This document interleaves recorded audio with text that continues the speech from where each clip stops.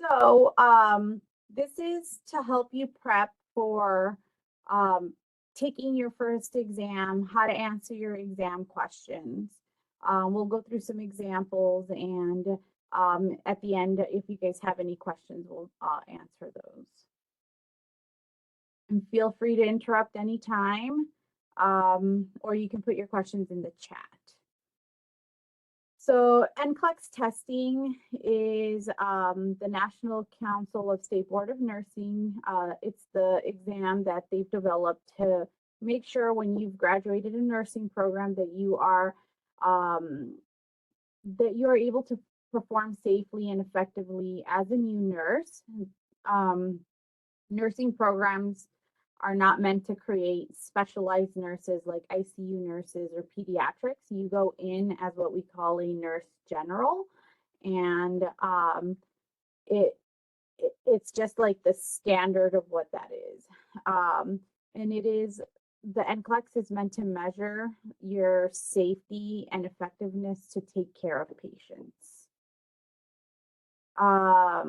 So why do you take NCLEX style questions for your exams in nursing school? It's because it improves your critical thinking, it improves your patient care decisions, your prioritization, teamwork, and then in the end, it improves your readiness to pass your NCLEX on the first try.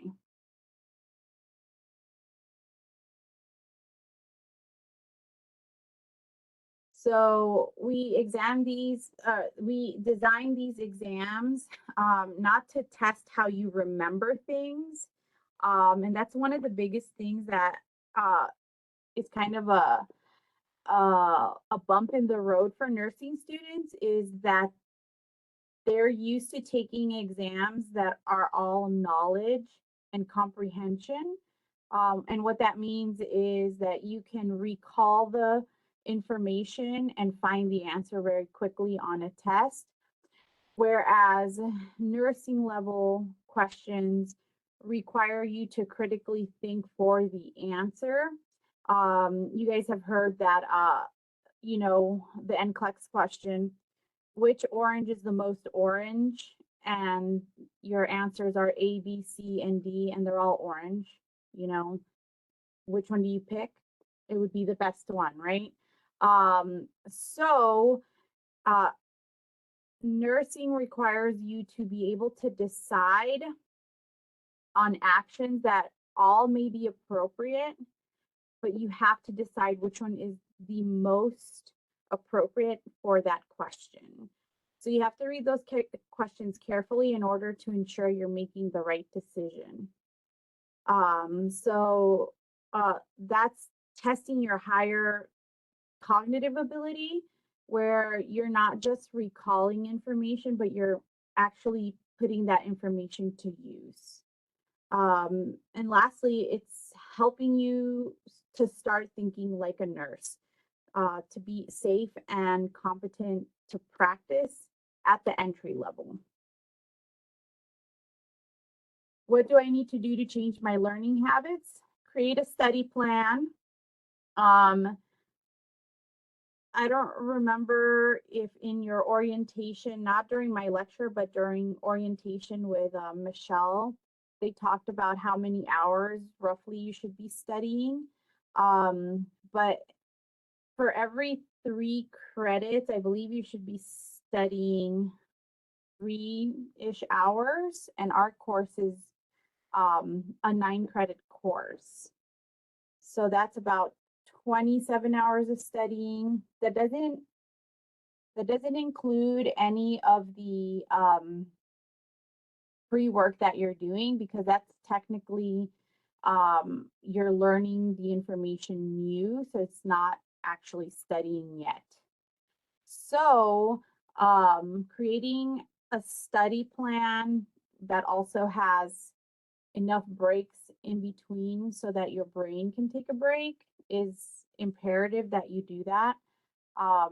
In nursing school, you almost want to schedule everything that you're doing so that you don't lose track of all the hours that you're supposed to be studying. For example, when I was in nursing school, I would schedule every single thing I was doing, you know, studying for my farm exam, studying for this exam, studying for that exam. And then in between everything is, I'm going to take a 2 hour nap here, or I'm going to go to the gym, or I'm going to do this. Even like family time, I would like put it in there. Um, Come to your class prepared. So that means doing any of the pre-work that's assigned to you. And really, it depends on how you are studying also. Um, like have spoken to you guys before, if you're not a word for word reader, you have to find a way to ensure that you're able to grasp the knowledge. Um, the biggest and most helpful thing in nursing school is to create a study group. Have you guys joined a study group so far? Maybe not yet.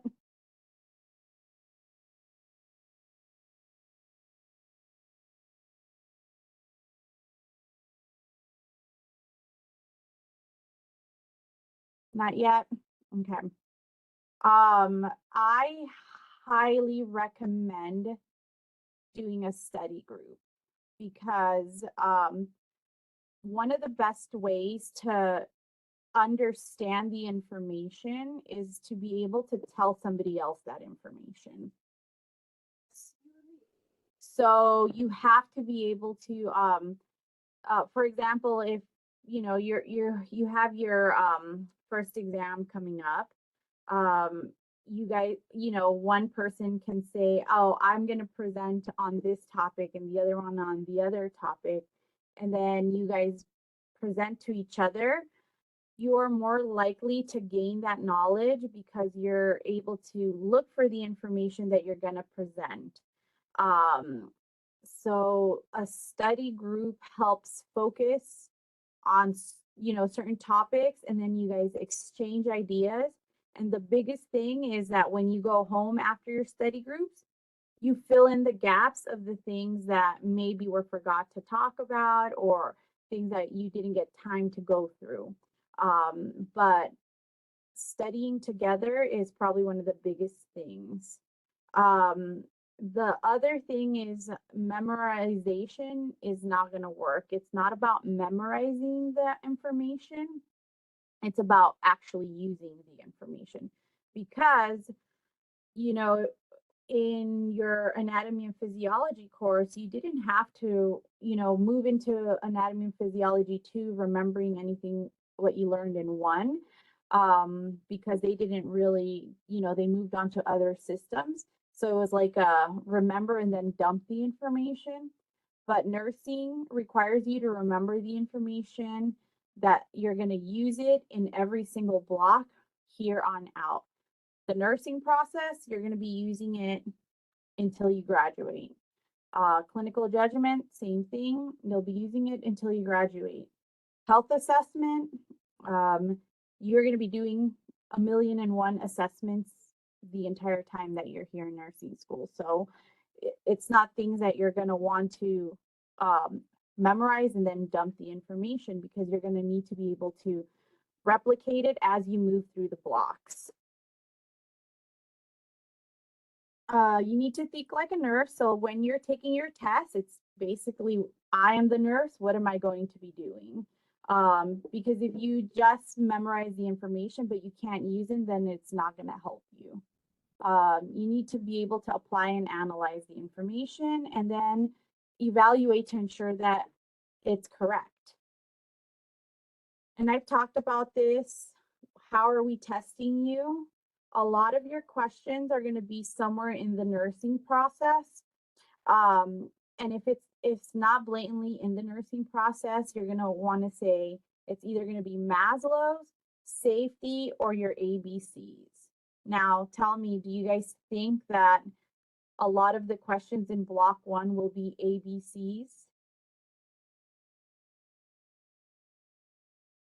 Probably not. No, right? Because we're not quite there yet to, maybe you'll get a question that the patient's oxygen is at 90%, but is that like a life-threatening thing? Not likely, but it should, kind of tell you, oh, this oxygen's low, so I need to do something, right? So maybe it's somewhere in the nursing process, like an intervention or a diagnosis. So it just, you have to look at the questions and ask yourself, am I dealing with an ABC question, a safety question, a Maslow's question, or a nursing process question? Does that make sense?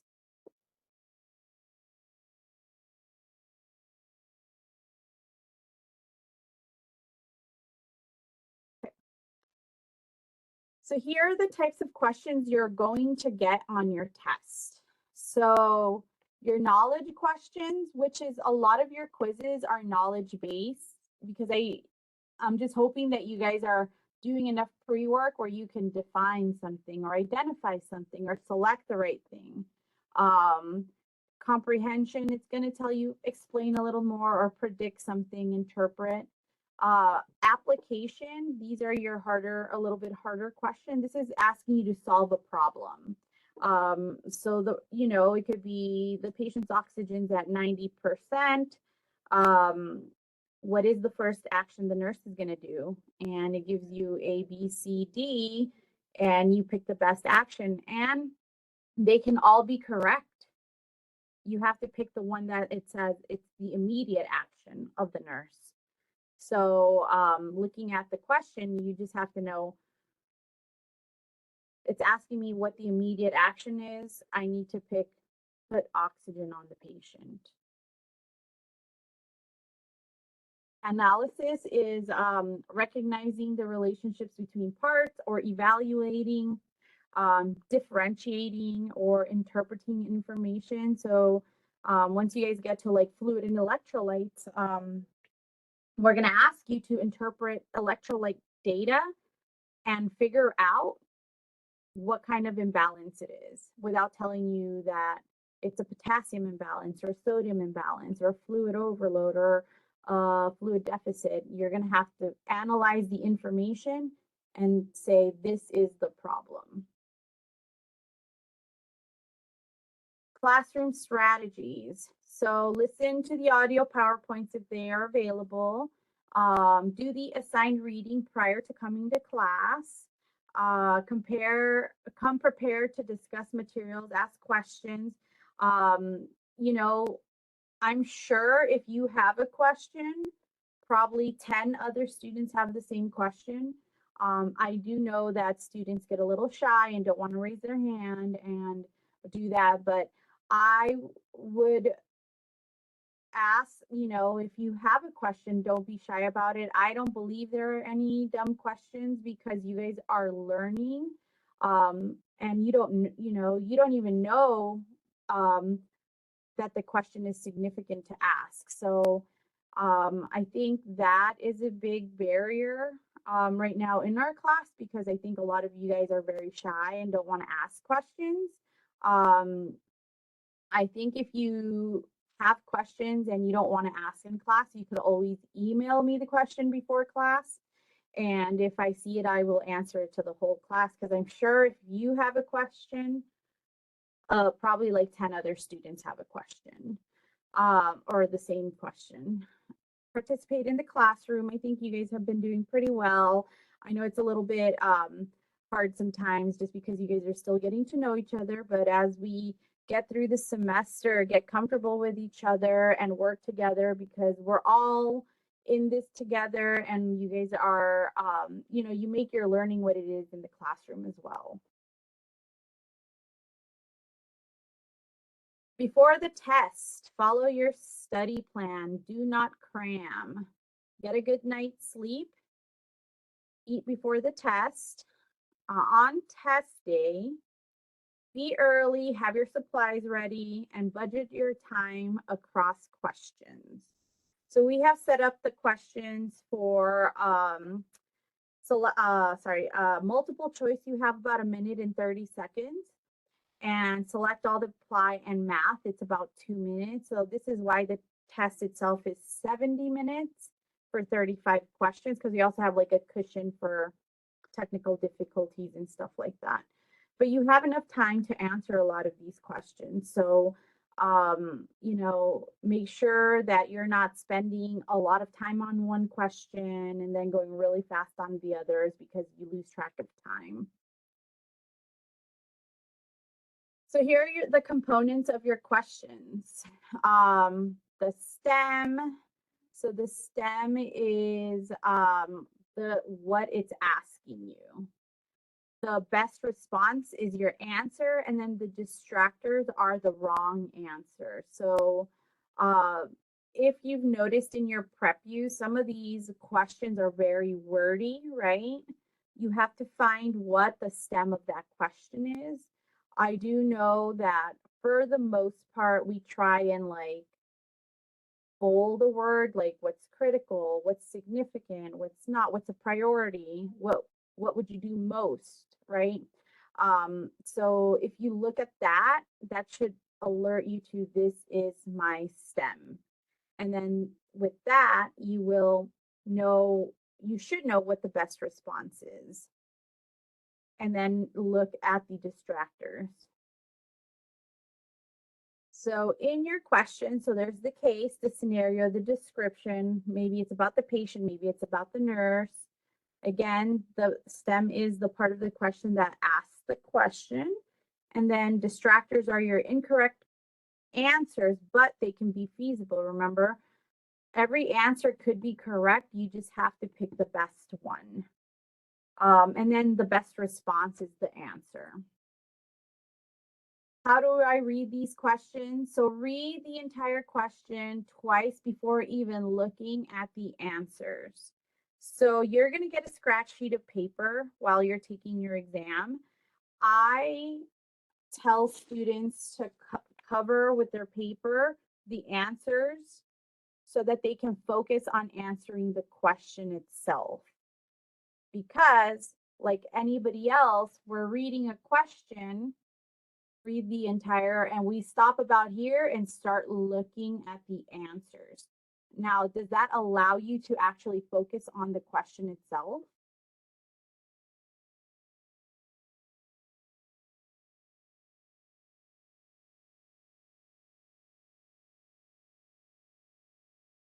Or who has noticed that they do that? That they read the question, but halfway through they look at the answers.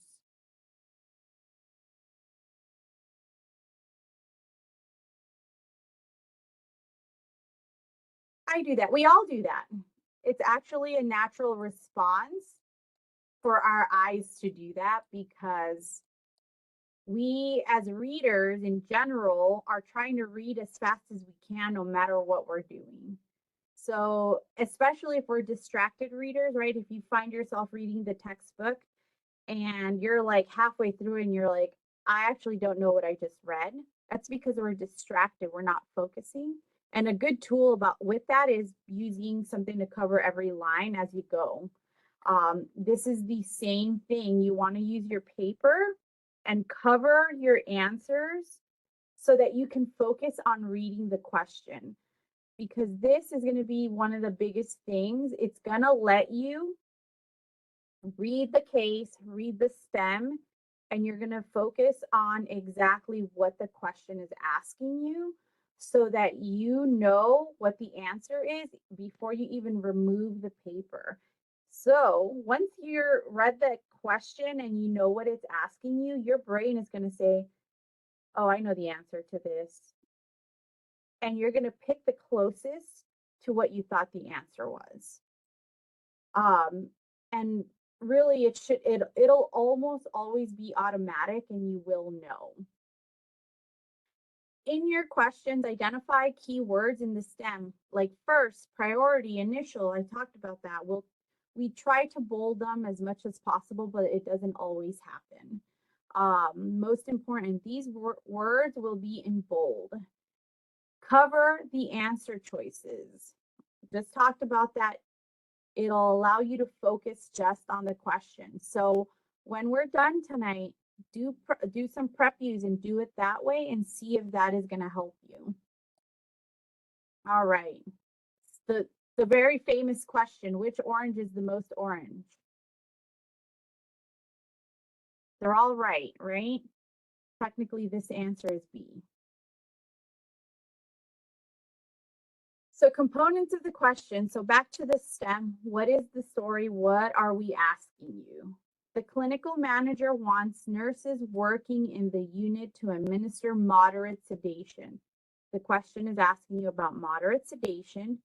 To legally include this procedure in their practice, the staff nurse determines first that it is acceptable according to which source. So, what is the STEM in this question?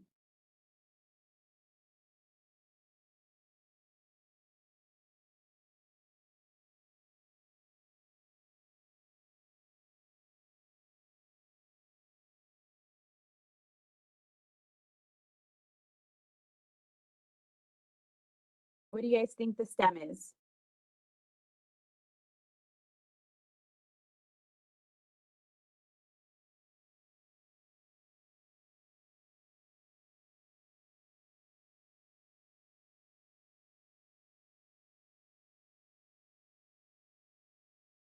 Is it the clinic manager wants nurses working in the unit to administer moderate sedation?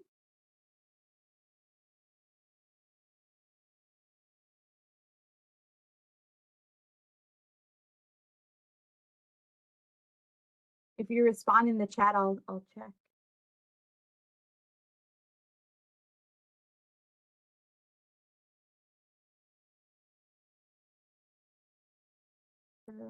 No. Okay, very good. And it's okay to not be sure because this is why you're learning this. So the STEM is actually this portion. The staff nurses determine first that it is acceptable according to which source.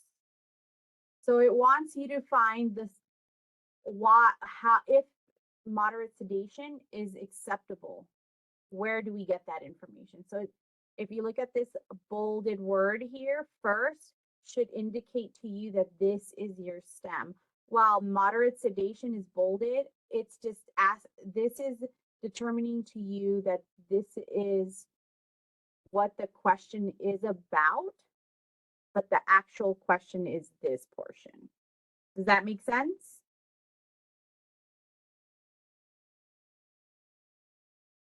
Okay. So here are your choices to that question. A, the agency's policies and procedure book. B, the nurse's liability insurance. C, Good Samaritan law. And D, the state's Nurse Practice Act. So out of these four answers, which two can you eliminate?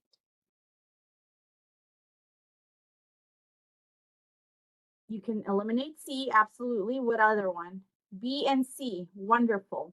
So now you're left with two, right? A and D. Of the two, which would govern us to be able to do something?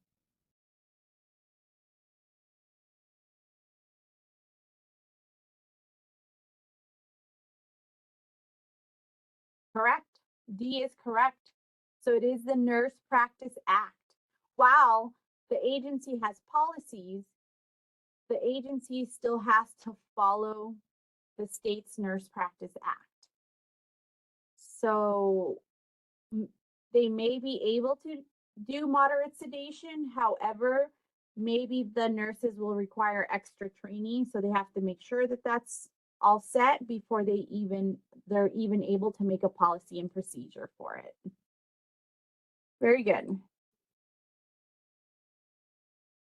So let's see, how do we answer these questions? What are we really asking you? You have to make sure you're reading those questions correctly and slowly. Do not speed through the questions. You're going to miss a word and then it's going to be the wrong answer. Try to answer the question before looking at the given answers. That's a huge key. nursing in general is go by your gut, the gut feeling, and you have to start building that confidence of your gut feeling of this is the right answer, I'm moving on without questioning yourself. It is hard, but you have to do it. Otherwise, you're going to second guess and then you're going to pick the wrong answer. Eliminate options and pick the best answer. We just did that. We eliminated 2 and then we had 2 left and we figured it out. Only change your answer if you know you read the question wrong or if you read the answers wrong. So this is the only reason you should be changing your answers, is if you reread the question one more time and you're like, oh wait, that is not what it's asking me. Or if you selected the answer and it's not exactly what you thought it was. And the last one, and this is a huge one, especially for students who work in the field already, whether they're CNAs, PCTs, or MAs. Don't assume there's more information. The only thing that's there is whatever the question is asking you and the little case that it goes with it. There is nothing else. Don't add to it. Don't, what if this occurs? What if that occurs? What types of questions do we have? So typically it's multiple choice and it's either situation scenario, 4 possible answers, but only one is the best for what is being asked. Pay attention to the information that is provided. Who is the question for? Is it a patient or is it for the nurse? Is it for the community? Who is it for? Where? Is it in a med surg floor in a long-term care facility? It's an emergency room, whatever it is. Why are they there? You know, why do they find themselves doing that? What is going on? What is happening? When? Timing is a big one. So pre-op versus post-op is completely different time. So different things are occurring. Or how do things happen? So a patient is delivering, we need to know what their method of delivery was. Here's another sample question.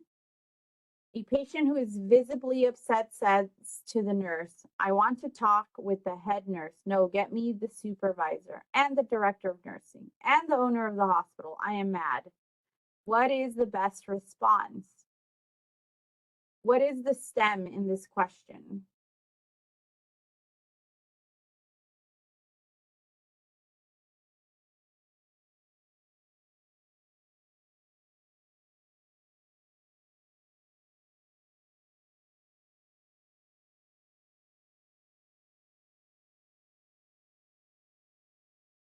The answer is D. And what is the stem?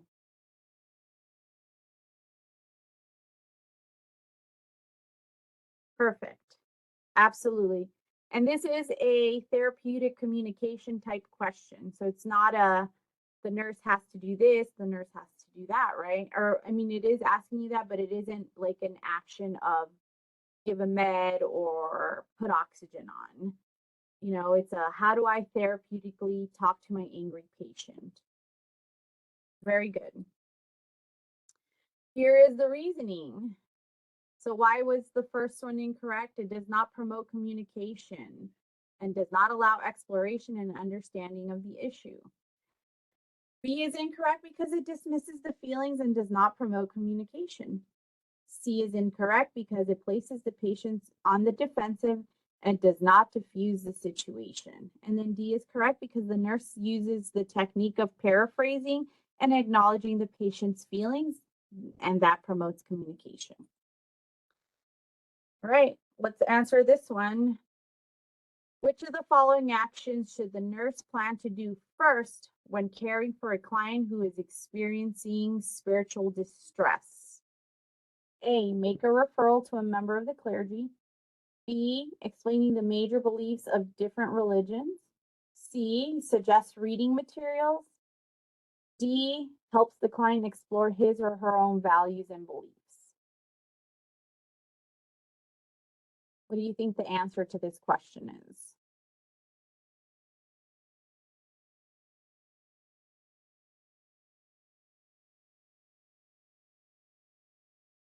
see. It looks like everyone said D. Let's look. Oh, let's go back. So with this question, what is it asking you? Do you think it involves the nursing process?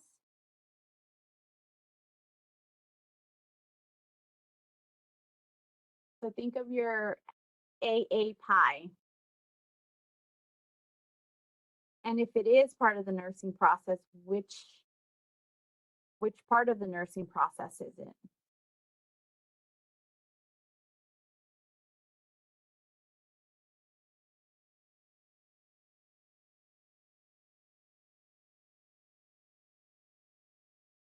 So think about it. It's telling you that it is, so the analysis has already occurred because it's giving you a problem already. Experiencing spiritual distress. You see how that already points to you that there is a problem. Correct. It is implement. It is taking an action, right? So this is how I am going to help my patient who is experiencing spiritual distress. And the answer is D, help the client explore his or her own values and beliefs. How would we do that? We would ask questions just to verify what they're actually looking for. But you see how this one is it's part of the nursing process. It gave you a problem already. So it already, like if you were going through the nursing process with this patient, you would have had to assess them to gather data that they are experiencing spiritual distress. You cluster it, you figure out that that's the issue. Now you're implementing. So you're looking at this question and you're saying, what part of the nursing process, or is this an ABC, or is this a Maslow's question, a safety question? And say, I have to take action, so this must be an implementation, right? All right, so let's take a look at this question. The nurse is caring for a patient that reports a headache. The nurse notices that the patient's ears are red and the face is flushed. What should the nurse do first? A, check the patient's blood pressure. B, administer Tylenol. C, notify the provider immediately. D, ask the patient if this has happened before. What do you guys think? Okay, and what part of the nursing process is this a nursing process question? If you think it's a nursing process question, or is it Maslow's, or is it safety?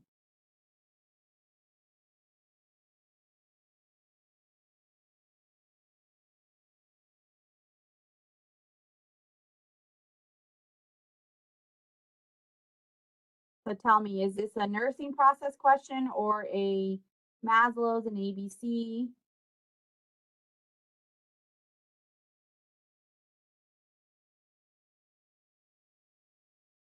So it's definitely a nursing process.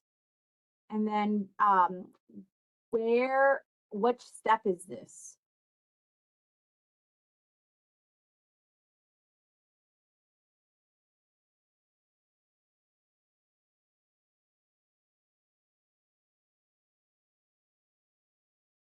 Assessment, absolutely.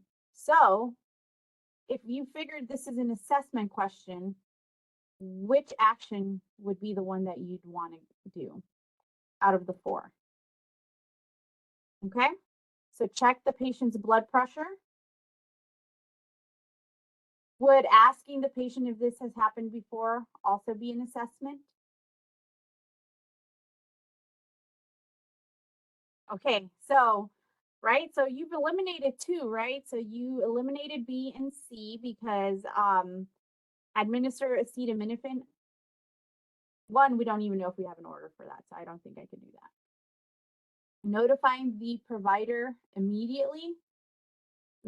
not a wrong answer, right? Neither is giving somebody Tylenol because I mean, people take Tylenol for headaches all the time. Those are appropriate actions. Now, do we have enough information to take action? Yes or no? In the question, do we have enough information to take action? No, right? Because we're still in assessment. Now, of these two questions, which will give you better information?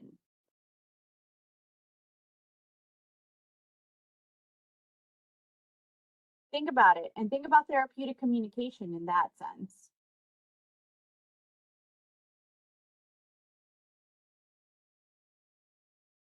Well, the patient does give us a lot of information, but if you're ask the patient if this has happened before.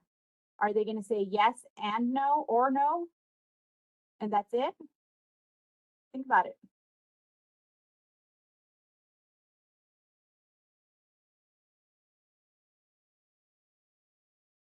Is D a open-ended or closed-ended question?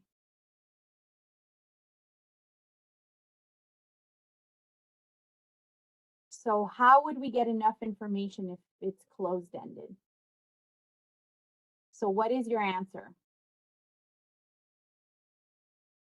A. A, you want to check the blood pressure. Because while D is not wrong, A will give you information that will make you hypothesize a problem. And then maybe if that blood pressure comes back to being 190 over 110, well, you're going to have to report that to the doctor. Do you see how you went through that?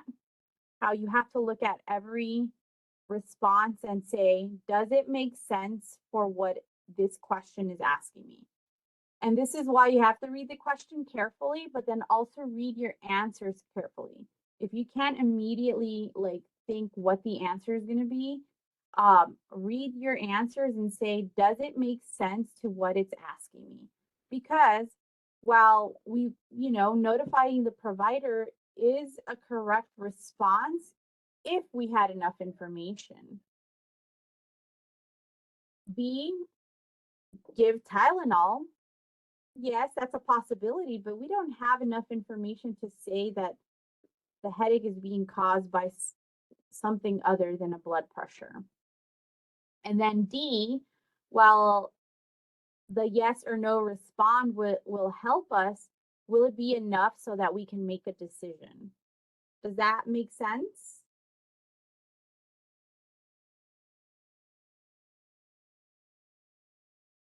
So you know, you have to read these questions carefully. And again, cover those answers and just know that your brain will assist in giving an educated guess and you pick the best one there. Because the answers will all make sense, but you have to realize that, well, do I have enough information to call the doctor? Do I need more information? Can I give a medication? And always think of your actions of nurse initiated versus collaborative or doctor initiated things that a nurse can do, right?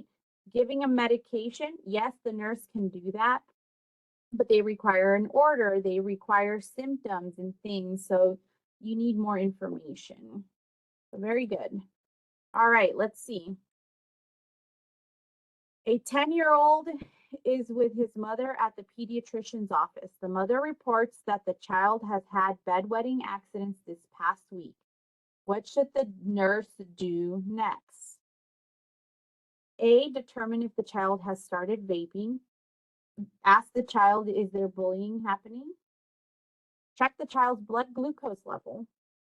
Find out what the child does before bed. Which can you eliminate?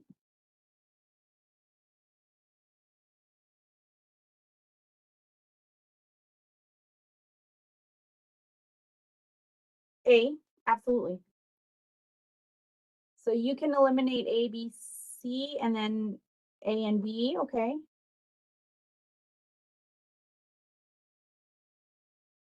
Now, C and D, those are your, your like almost maybes, right? Find out what the child does before bed, right? Absolutely. That is your correct answer. Because while glucose would give us information, we don't have enough information to know that that's what it could be. However, we can say D is an open ended question. We can get more information from the mom, right? What if the 10-year-old is drinking, you know, a 2 glasses full of water right before bed, right? Or they can begin to describe other symptoms that they might have. And then we need, we get all that information that we needed. So D is the correct response for that. Was answering this question a little bit better using those techniques?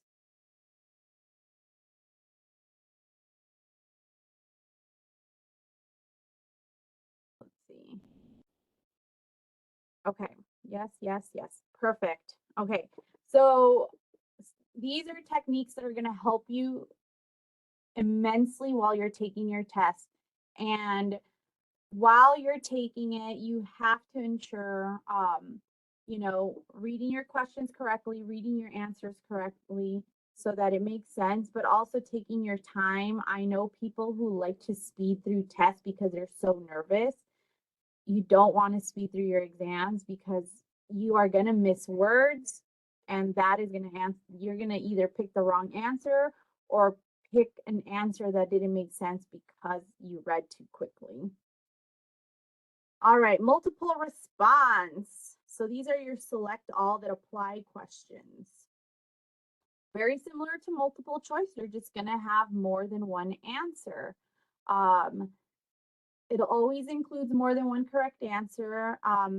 And we are not trying to trick you. If you believe all of the responses are correct, they're all correct. If we don't, just say, oh, we're just gonna make it all correct so that you're incorrect because you're gonna be too scared to pick all of them. Select all that apply questions. You have to have at least one correct answer, or it can be all. The best strategy for select all that applies is, again, covering your answers using that piece of paper, reading your question carefully, and then taking each response as a true or false statement to the question. So, whatever the question is that first one true or false? If it's true, then it applies. If it's false, it does not apply. And you go from each one and uncovering one by one and not all of them so the others don't distract you. All right, let's take a look here. Using select all that apply and using that true or false way to answer this. Let's see if we can answer this question. A nurse recognizes that which of the following must be supplied to a client before an informed consent can be obtained. The answer is select all that apply. So all questions that are select all that apply will have this select all that apply bolded here for you. All right, so it's asking must be supplied to a client before an informed consent can be obtained. Is it true or false? A description of the procedure to be done. True, right? True, okay? So we select that one. Why the procedure is needed? True or false?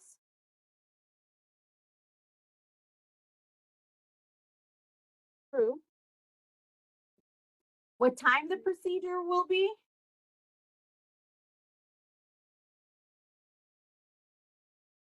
Okay. Risks associated with the procedure. So false for the C, I see some false for C, okay? And then risks associated with the procedure, is that true? True? Okay. And then possible alternative treatments that might have similar results for the client. Is that true or false? So false for E and false for C. Everything else is true because it's pertaining to that procedure itself. While the doctor can tell them about other alternative treatments, by the time they're doing an informed consent, it's, why would E be false? Because at that time they're talking about the procedure itself, so it doesn't, you know, like they're told about the like alternative before they even decide to have the procedure so that they can make that decision. And then if they're doing an informed consent, it's because they're talking about that specific procedure. Does that make sense?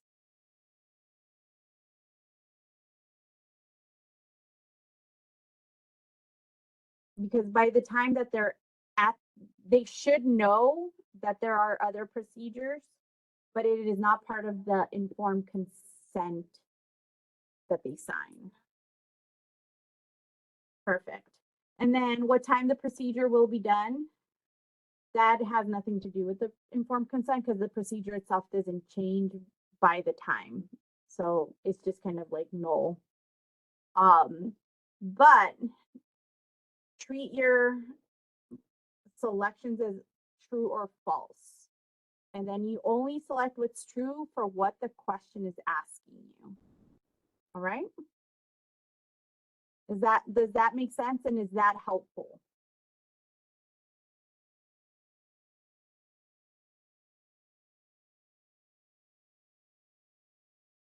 Okay. All right, so these are just other types of questions.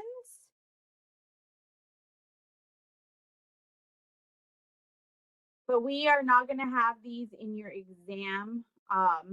So fill in the blank is the only one, which would be your math questions, because you're going to fill in your math question.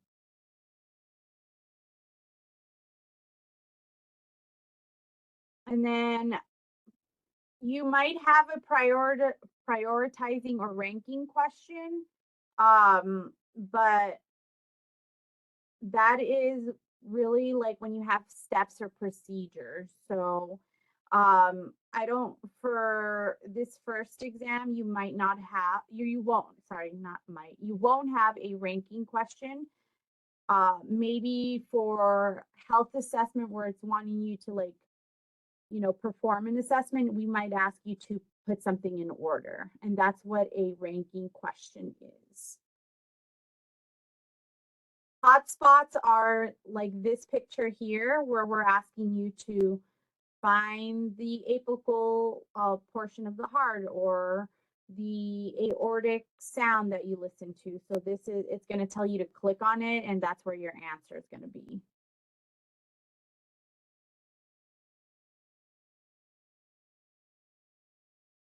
Let's try to answer this question.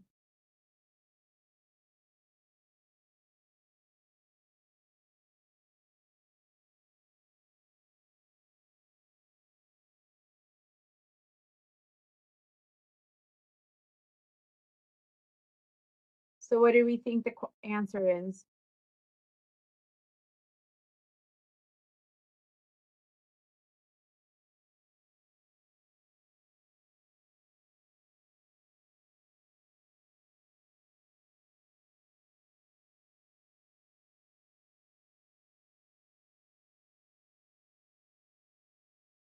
Did everybody guess B? Absolutely right. Hand washing is the best way to prevent cross-contamination.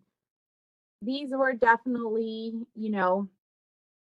it's not necessary to wash your hands as long as you use gloves. That's definitely not correct, right? The hands do not serve as a source of infection. That is wrong. That is the highest source of infection. And then waterless commercial products are not effective for killing organisms. That is incorrect. We use a lot of alcohol-based waterless products that are very helpful in taking off organisms. Okay.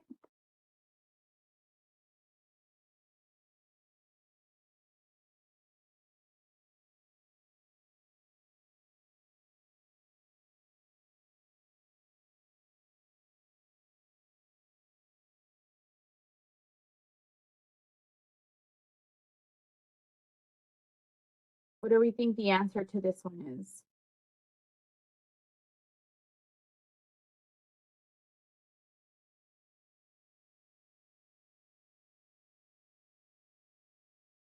Looks like we all guess C. Absolutely correct, right? All these other statements, do you think that we can make an error with them? Likely. Will the pharmacist be able to clarify an order we aren't even able to read? No. And then while this A can be helpful, it would not give us the information of that current order. So we would need to clarify by calling the doctor.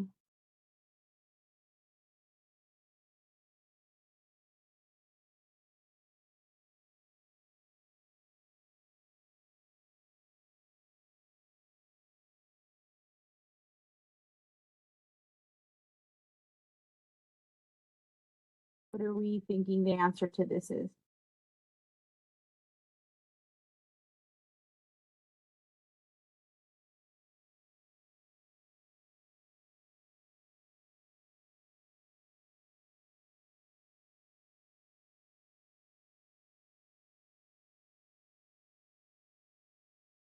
Did everyone guess C? Absolutely. The nurse documents which most appropriate nursing diagnosis of the plan of care. And we, without knowing what cataracts is, and you guys haven't learned it yet, but we know that's an eye surgery, right? Um, Self-care deficit might be a problem, right? If they just had surgery, they might not be able to care for themselves. Alteration in nutrition doesn't make a lot of sense. Anxiety is possible, but how would we know if we don't have enough information to say that they're anxious, right?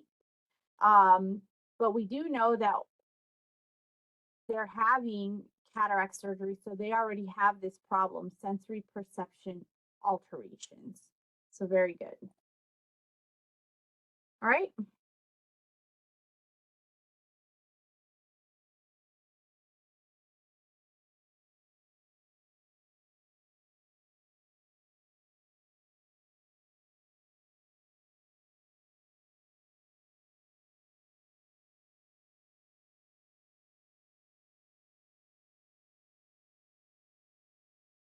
So what is your answer for this one?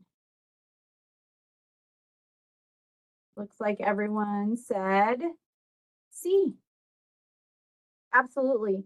While checking the temperature is important because we want to monitor that infection, that's not what the question is asking you. Effective method for infection control. Auscultating the lungs every 4 hours. Also, a good intervention for making, we're assessing our patient, but does auscultating the lungs prevent infection? No. Have the client increase oral fluids, while also a correct thing to do when somebody has a productive cough. This is not going to prevent an infection. So the only possible answer is have the client cough using a tissue, right? Because that we want them to cover their mouth. Very good. All right, let's talk about test anxiety. Got a couple more minutes. Who has test anxiety? I do.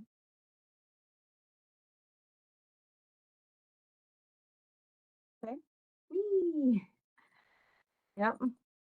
So test anxiety is going to be detrimental for you. If you know you have test anxiety, I highly recommend um, ensuring that you are studying sufficiently so you're not cramming the night before, um, and doing all the things that are going to prepare you the night before. Get a good night's sleep in the morning or during the, right before. Make sure you eat a good meal, nothing crazy that's going to make you sleepy or anxious, like, a McDonald's meal or something. It has to be nutritious. No energy drinks, stuff that's going to raise your heart rate, will make that anxiety worse. Um, so test anxiety isn't always bad. So test anxiety is when you excessively worry about doing well on a test. So worry that you're not going to do well. Remember, a little anxiety can help jumpstart your studying and keep you motivated, but too much anxiety can interfere with your studying. You may have difficulty learning and remembering, and remembering what you need for the exam, and then too much anxiety will block your performance during a test. People will not be able to read the questions, not be able to answer those questions because that anxiety is overwhelming. So, if you think that test anxiety is going to be severe, we do have resources. Please email me if you need, test anxiety tips. We have counselors at Phoenix College that are really great in uh, helping that to find how to focus during an exam while you're having these anxious thoughts. The biggest thing is if you start to think you're going to have a panic attack or you get very anxious, that you start not looking at those questions. Take a moment. You have plenty of time. 70 minutes is plenty of time for 35 questions. Take some deep breaths in through your nose, out through your mouth. Refocus yourself.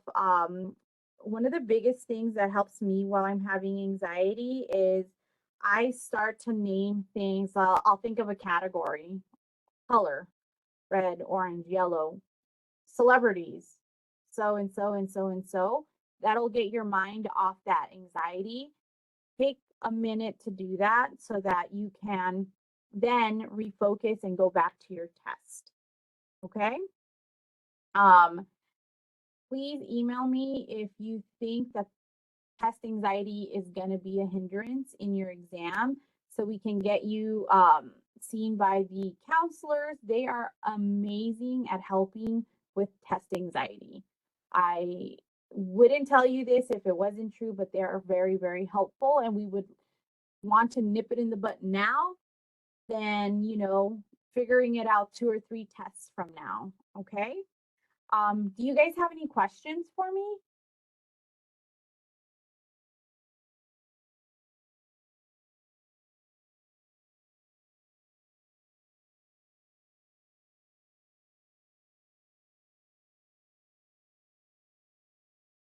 Don't be shy.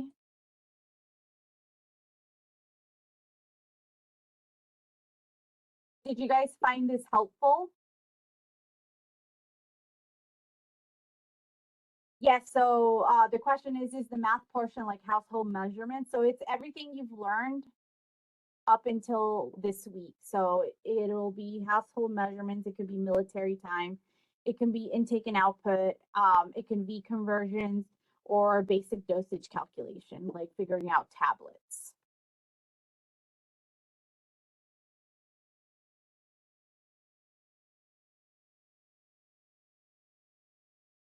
Has this been helpful for you guys?